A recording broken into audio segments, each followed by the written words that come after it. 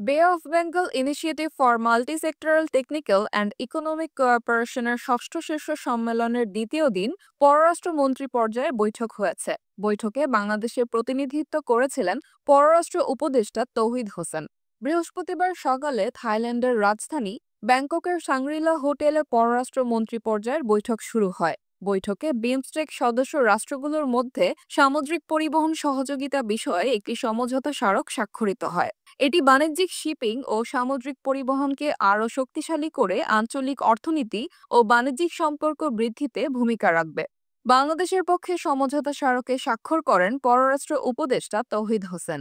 থাইল্যান্ডের রাজধানী ব্যাংককে চলছে দক্ষিণ এশিয়ার ৭ দেশের জোট বিমস্টেকের ষষ্ঠ শীর্ষ সম্মেলন। এর অংশ হিসেবে গত বুধবার অনুষ্ঠিত হয় বিমস্টেক সদস্য রাষ্ট্রগুলোর পররাষ্ট্র সচিব পর্যায়ের ২৫তম সভা।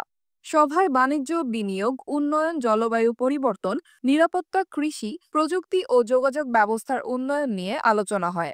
উল্লেখ্য, বিমস্টেকের ষষ্ঠ শীর্ষ সম্মেলনে যোগ দিতে থাইল্যান্ডের উদ্দেশ্যে ঢাকা ছেড়েছেন অন্তর্বর্তী সরকারের প্রধান উপদেষ্টা ডক্টর মোহাম্মদ ইউনূস।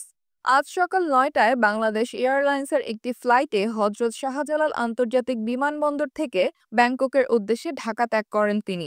সেখানে গুরুত্বপূর্ণ বিভিন্ন অধিবেশনে তিনি অংশ নেবেন। এছাড়া ব্যাংককের স্থানীয় সময় বিকেল ৩টায় বিমস্টেক ইয়থ জেনারেশন ফোরামের কনফারেন্সে যোগ দিয়ে বক্তব্য দিবেন প্রধান উপদেষ্টা ডক্টর মোহাম্মদ ইউনূস।